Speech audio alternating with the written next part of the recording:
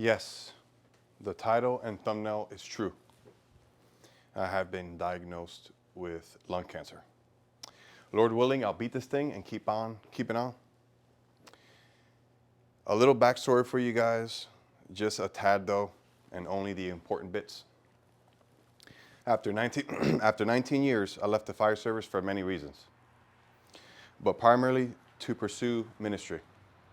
I've been enrolled in Bible college for a couple of years and now work as the administrator for my church with a desire to teach and preach. Lord willing, under the leadership and counsel of my elders, I'll have the opportunity to do so. I already have one sermon under my belt. I'll leave a link in the description for you guys. What does this mean for Sophia Leather? Well, as you've noticed, things slowed down a bit in the leather shop, chiefly to continue my studies and work at the church. I'll leave the digital patterns available on my site, but everything else I'll have to put on hold indefinitely. If you feel led to support my battle, there's a link in the description and in the pinned first comment to a GoFundMe campaign. My family greatly appreciates it. That's the bad news. That's the bad news. But there is good news. There's good news. The Bible says that it is appointed for all to die once, and then comes the judgment. If we're honest with ourselves, this truth cannot be refuted. You can kick the can down the temporal road all you want, but eventually you'll reach the end of it. We often get hung up on the manner of death and the timing of death, but it comes nonetheless. Death has a 100% accuracy rating. It's batting 1,000, so to speak. But what about this judgment?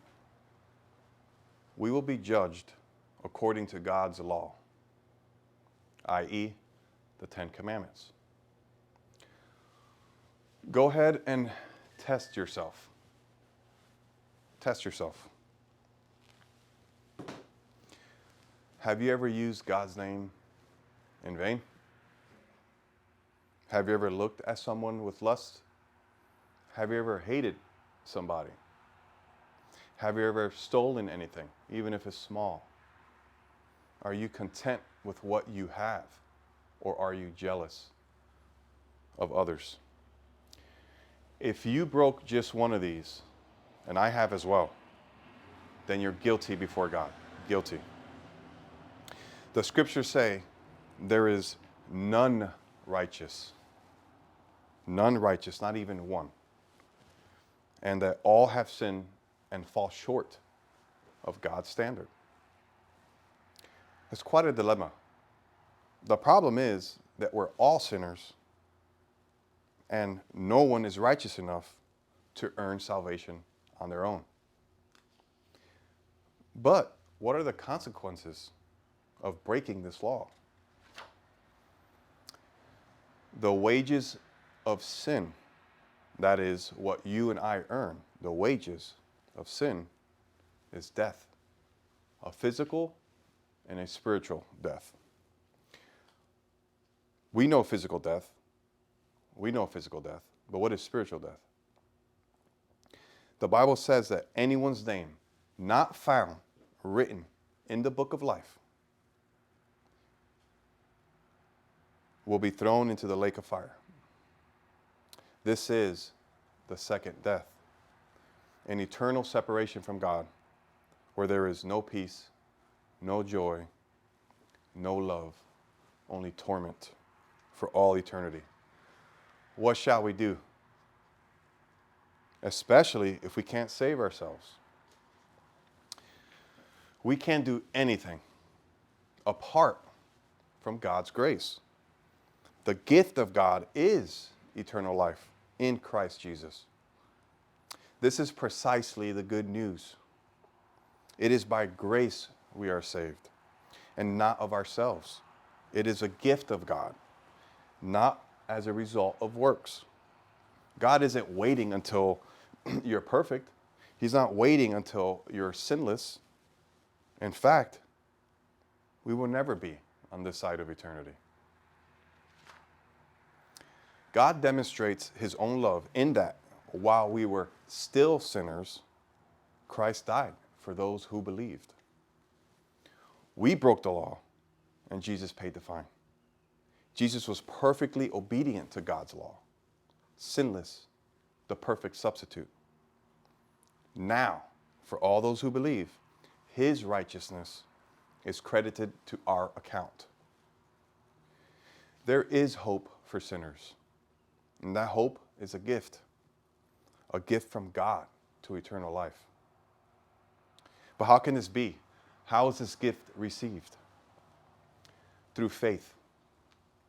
If you confess with your mouth Jesus as Lord and believe in your heart that God raised him from the dead, you will be saved. Whoever will call on the name of the Lord will be saved. You must repent, turn away from your sin, and believe in the gospel of Jesus Christ. I ask you this day, right here, right now, what is your response? What is your response? I urge you to consider this. But I'll leave you with this. I believe in Christ. Having been justified by faith, I have peace with God through Christ. Through faith in Christ, I have a promise of eternal security, a promise that my God will keep me and never forsake me.